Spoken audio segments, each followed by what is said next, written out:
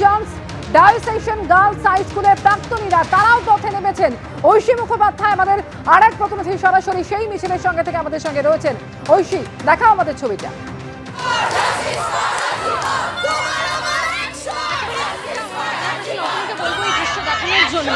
এত দিন পেরিয়ে গিয়েছে, প্রায় 22 দিন পেরিয়ে যাওয়ার পর 23 দিনে পড়েছে এই নারকীয় হত্যাকাণ্ডের যে ঘটনা ঘটে গিয়েছিল আর জি কর কাণ্ডে।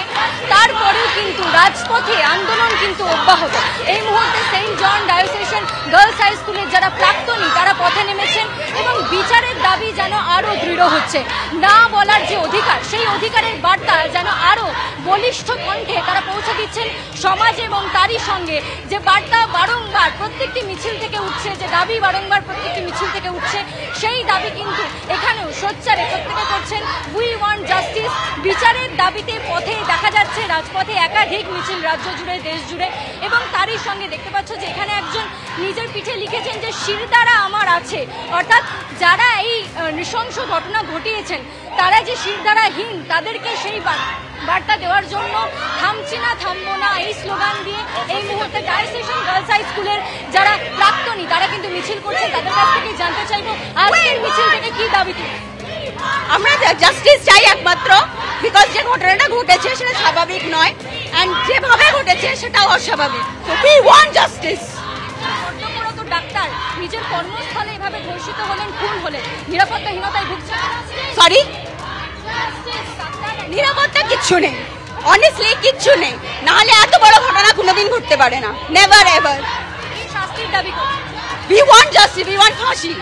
যারা এইসব করেছে আমরা ওদের ফাঁসি চাই, আমরা দর্শকদের ফাঁসি চাই। That's it. আমার ক্যামেরা পার্সনকে দেখাতে বলবো যে এই মিছিলটা শুরু হয়েছে ভবানীপুরে তাদের ক্যাম্পাস থেকে এবং এক্সাইটের উদ্দেশ্যে এই মিছিল এগিয়ে যাচ্ছে।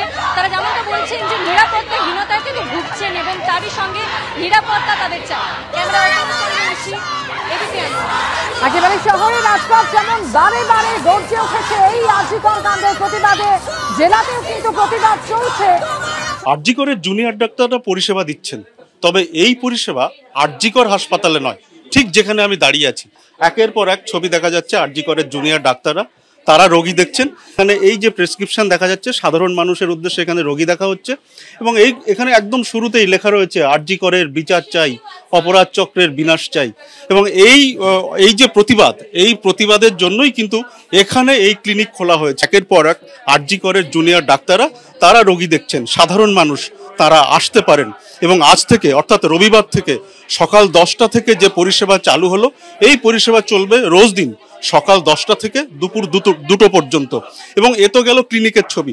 ক্লিনিকের একদম উল্টো দিকে যেখানে আমরা এই মুহূর্তে পৌঁছবো, অর্থাৎ কুমোরটুলির এই জায়গা দেখা যায়, এখানে ক্লিনিকের পাশেই কিন্তু যারা রোগীরা আসছেন তারা যে চিকিৎসকদের দেখাচ্ছেন এবং তারপরে যে ওষুধ কিন্তু এখান থেকে মিলবে। এখানেও কিন্তু আর জি করের জুনিয়র ডাক্তাররা তারা রয়েছেন এবং এই পরিষেবা দিচ্ছেন এবং এই পুরোটাই তারা দেখছেন একটা প্রতিবাদ হিসেবে। এবং সেই প্রতিবাদের কথা কিন্তু এইখানে যে ব্যানার দেওয়া হয়েছে, সেই ব্যানারে স্পষ্ট করে দেওয়া হয়েছে সাধারণ মানুষের উদ্দেশ্যে যে তাদের যে দাবি, সেই দাবিতে একদম প্রথমেই রয়েছে যে দোষীদের শাস্তি চাই। এবং এই জন্য কিন্তু আজ থেকে তারা প্রতিবাদ হিসেবে এটা এইভাবে রোগী দেখা চালু করলেন। এবং এটা কুমোরটুলিতে শুধু নয়, এর পাশাপাশি অন্যান্য হাসপাতালের জুনিয়র ডাক্তাররাও তারাও কিন্তু বিভিন্ন জায়গাতে এরকমভাবে অভয়া ক্লিনিক চালু করলেন। ক্যামেরায় অজয় দাসের সঙ্গে সত্যজিৎ বৈদ্য, এবিপি আনন্দ, কলকাতা।